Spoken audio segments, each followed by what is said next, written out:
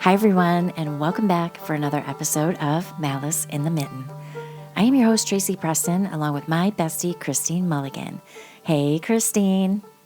Hey, Trace. How's it going? How's everybody out there listening to us? It's another conversation. It's another day. What are we doing? What are we talking about? What do you got for me, Trace? All right, well, today's story is going to leave you and our listeners looking at your home in a different light. I mean, how often do you go up into your attic? Never. I know. Never. I live in Florida. The attic is like hot as Hades. Yeah. Well, is there a part of your home that you never go into, like a spare bedroom, a crawl space, or basement? Yeah, all of the above. Yeah. I don't have a basement or a crawl space. I live in Florida. But yeah, there's lots of places in my home that you go in maybe once every other week to make sure the dust is not piling high. Right. Well, I'll bet that after you hear this story, you may want to go in and do a thorough once-over. Maybe make it a weekly routine. Check the nooks and crannies. Check the nooks and crannies. With that being said, let's get into it. This is Season 6, Episode 1, Phrogging. A man's home is his castle is a phrase that comes from English law. It means your home is a place of safety, security, privacy. A sanctuary where you have the right to feel free from harm. For most of us, this is a given. We get up in the morning, do what we need to do, go about our day, and return home at night. When we get home, we may eat, watch TV, relax with the family or friends. We don't worry about creeps in the closet or assholes in the attic. We believe that the strange noise from upstairs is the house settling. The boxes that fell in the basement were knocked down by the cat. The noise under the floorboards or in the walls are mice running around. We forgot that we ate that last slice of pie. Or did we?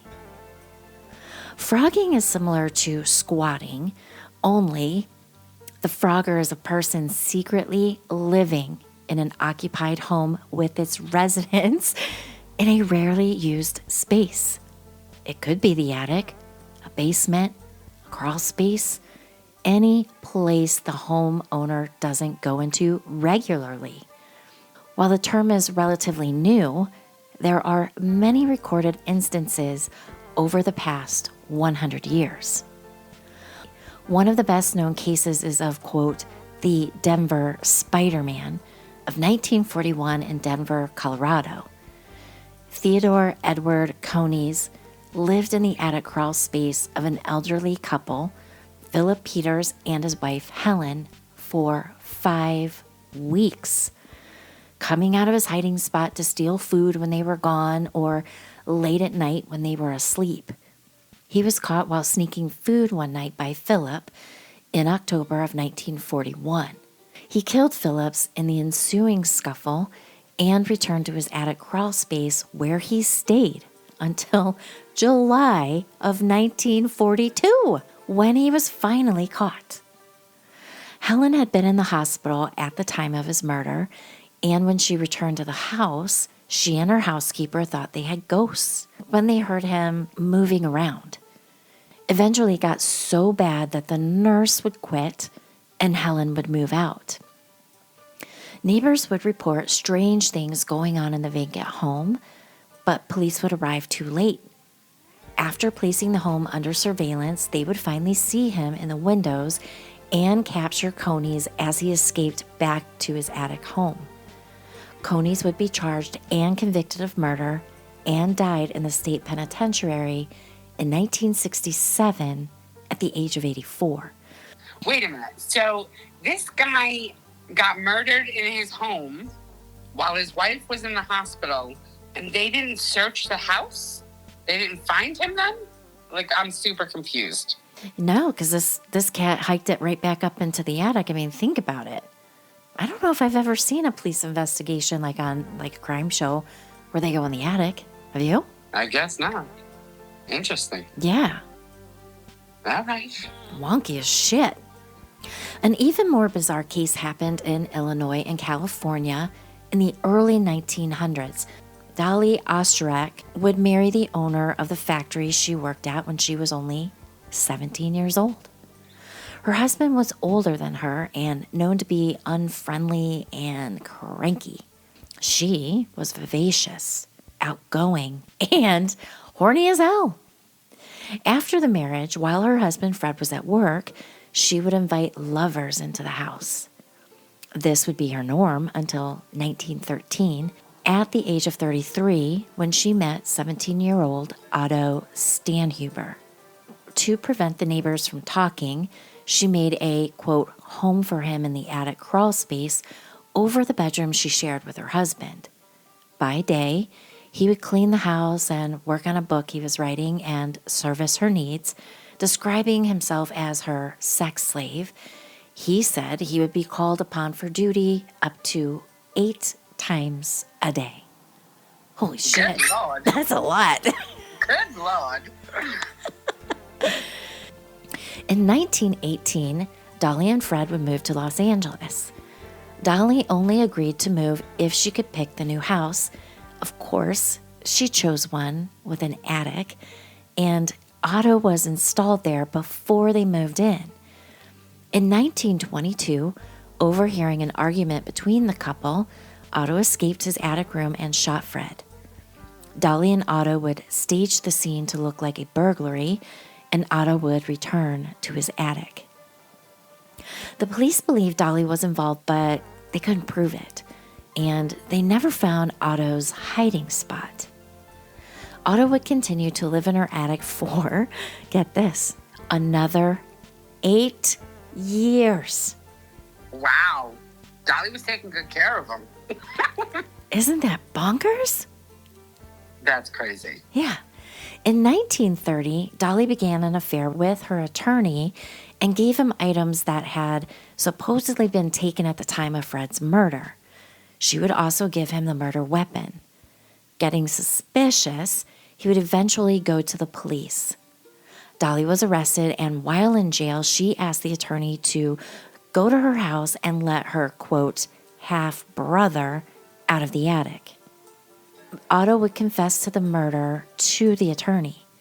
He was convicted of manslaughter, but since the statute of limitations had run out, he was set free. He was good to go back to the attic, I guess. Dolly's trial ended in a hung jury, and she would be acquitted in 1936. Otto would be known as, quote, the Batman.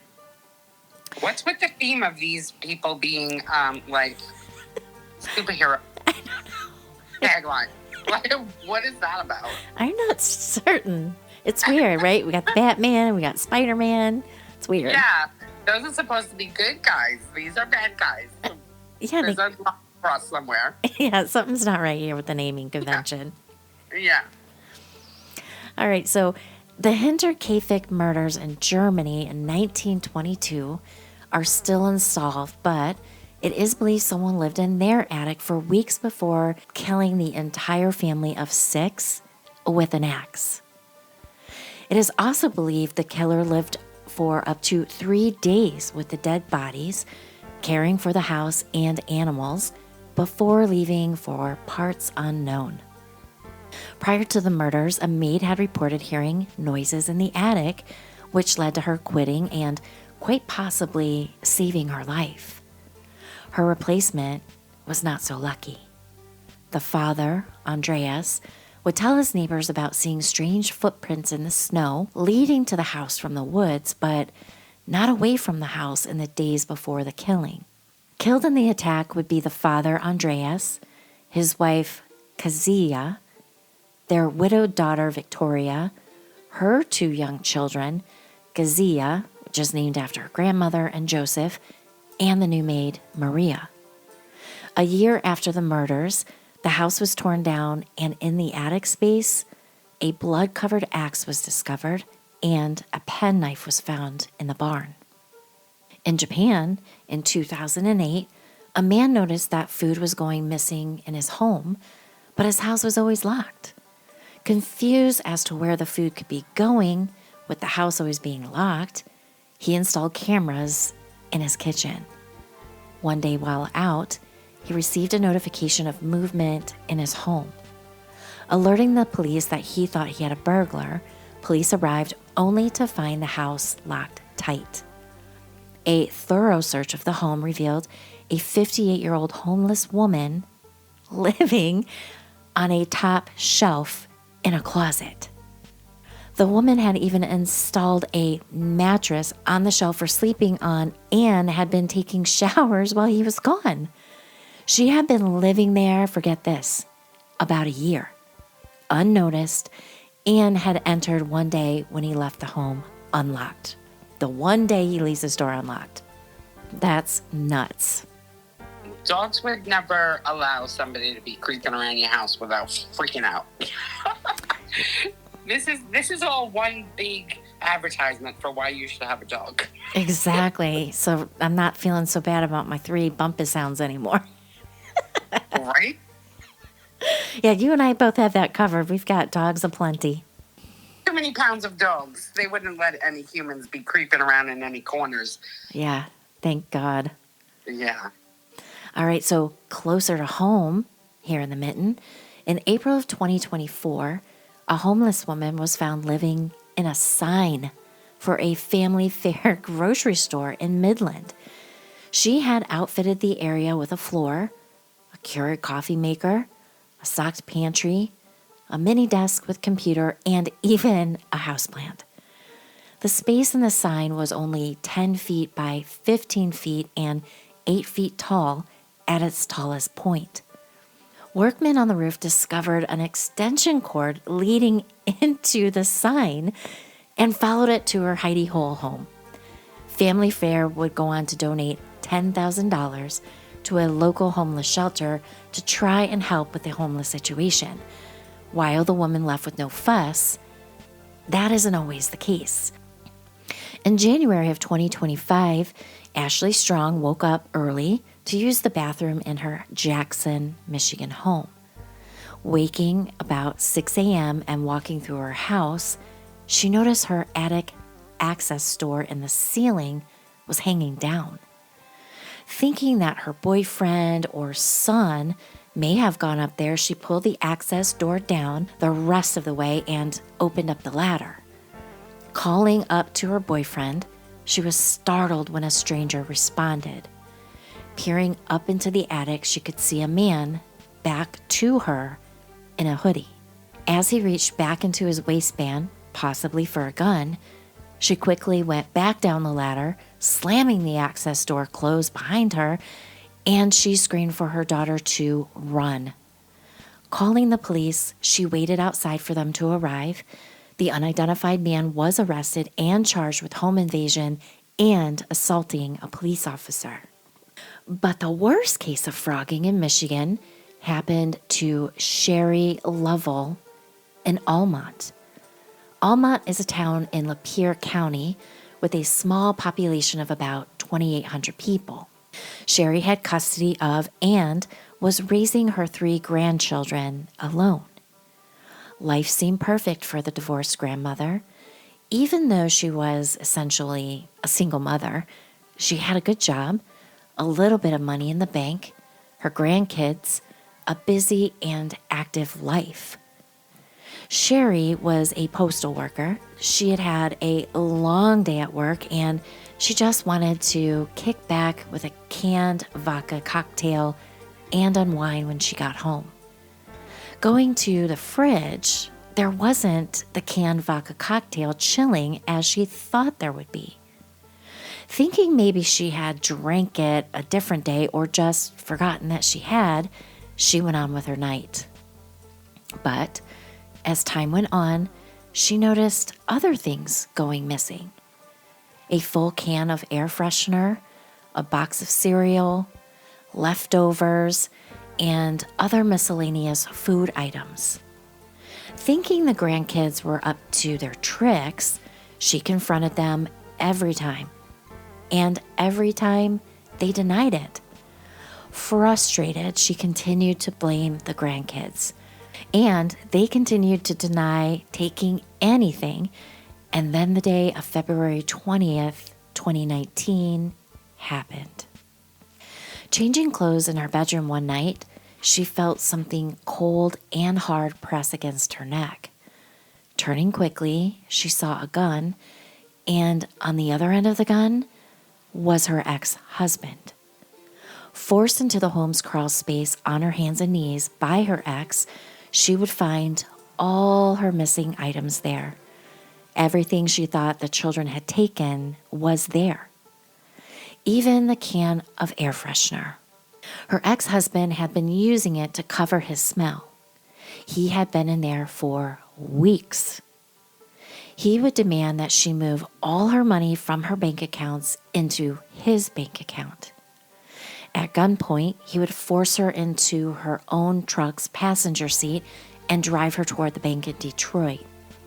However, the truck needed gas, and when he got out to pay for the gas and pump it, he left the keys in the truck.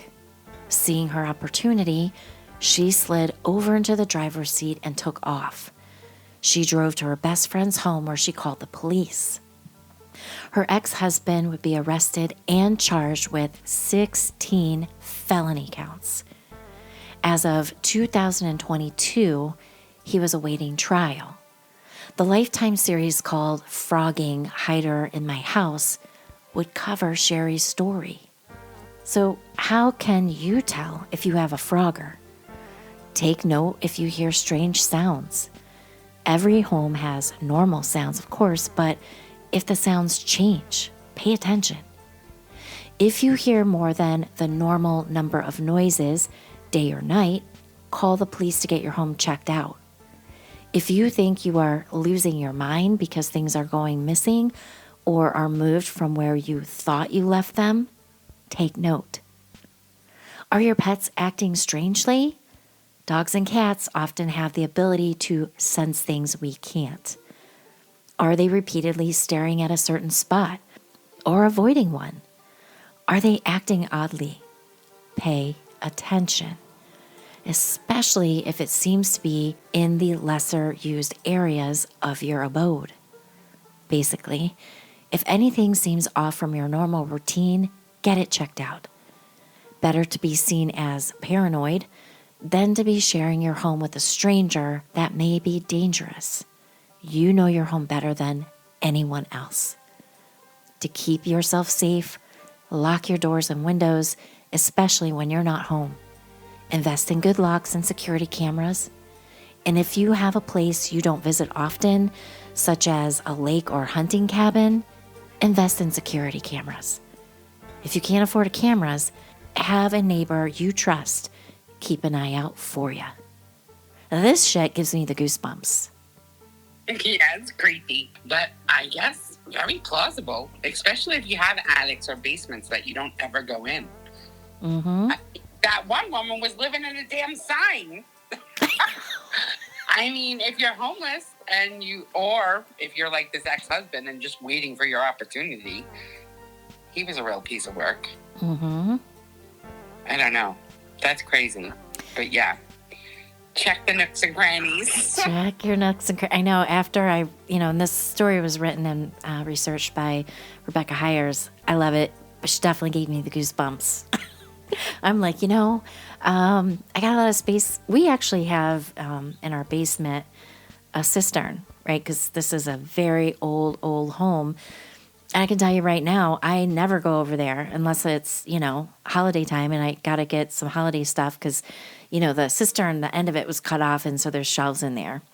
I never go in there. And I certainly never go up in the attic. But if anybody wants to hide in my attic, they're going to freeze to death. That's what I got to say.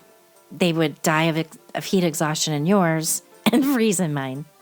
Yeah, they'd be like smoked meat if they were trying to live in my attic. Yeah, you'd be like, hey, Nina, you making barbecue tonight? Right? No, that's not me. Crazy story. So now that you won't sleep tonight, if you found this episode interesting and are listening on YouTube, please listen on YouTube and please give this episode a like and a share and share it with your friends. Because why should you be the only one awake? If you have experienced frogging, tell us of your experience in the comments section below. Thanks for listening. So have a great week, everyone, and we will see you on Wednesday for Round Robin. Bye. Bye.